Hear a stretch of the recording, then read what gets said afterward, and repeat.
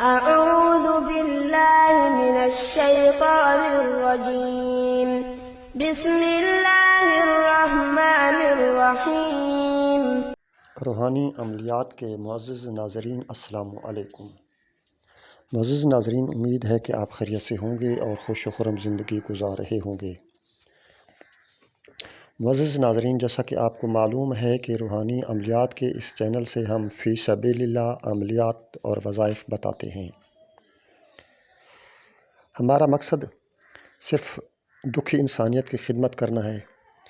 ایسے لوگ جو قرآن و سنت سے شفا پانا چاہتے ہیں، ایسے لوگ جو لوٹ مار سے بچنا چاہتے ہیں، ایسے لوگ جو کسی مشکل میں مبتلا ہیں اور اس مشکلات سے راہ نجات چاہتے ہیں، تو ان کے لیے یہ چینل کسی نعمت سے کم نہیں ہے۔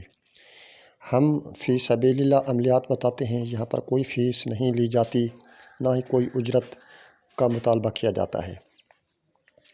معزز ناظرین، یاد رہے کہ اس پلیٹ فارم سے ہم نے ایک سلسلہ بھی شروع کیا ہوا ہے کہ ہر جمعرات کی رات ہم مختلف مساجد میں علماء کرام سے دعا منگواتے ہیں، جس میں اجتماعی دعا بھی کی جاتی ہے اور اس کے علاوہ نام لے کر بھی ہم دعا کا انتظام کرواتے ہیں۔ اور جمعرات کی رات روحانیت کا ایک سلسلہ منعقد کیا جاتا ہے، جس میں روحانی شخصیات تشریف لاتی ہیں، اور اس میں بھی ہم نام لے کر، اور جس کا جو مقصد ہوتا ہے وہ نام لے کر ہم دعا کرواتے ہیں۔ یہ ایک روحانی سلسلہ ہے جو پہلے سے چل رہا ہے اور انشاءاللہ چلتا رہے گا۔ اللہ مسبب الاسباب ہے، اللہ کسی کی بھی سن لیتا ہے، اس میں کوئی شک نہیں ہے۔ دعا انسان کو مانگتے رہنی چاہیے، اللہ انسان کی دعا کبھی رد نہیں کرتا ہے، اور اللہ رب العزت جب چاہتا ہے، جسے چاہتا ہے نواز دیتا ہے۔ تو معزز ناظرین، اب آتے ہیں آج کے اس وظیفے کی طرف۔ یہ ایک ایسا وظیفہ ہے کہ لوگوں کے درمیان نفرت کو محبت میں بدلنے کا وظیفہ ہے۔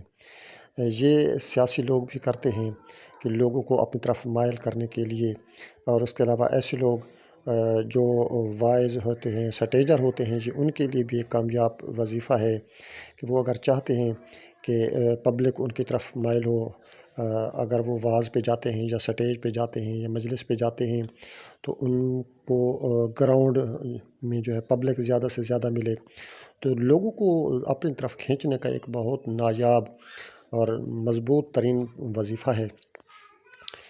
اس کے علاوہ میاں بیوی کے درمیان محبت کے لیے بھی ہے۔ گھر میں اگر جھگڑے ہو رہے ہوں، گھر میں بھائی کا بھائی سے جھگڑا ہے، میاں کا بیوی سے، بیوی کا میاں سے، اور اس طرح گھر میں اگر ناچاکیاں چل رہی ہیں یا برادری میں ناچاکیاں چل رہی ہیں، تو ان کے لیے یہ بھی ایک مضبوط ترین وظیفہ اور مضبوط ترین عمل ہے۔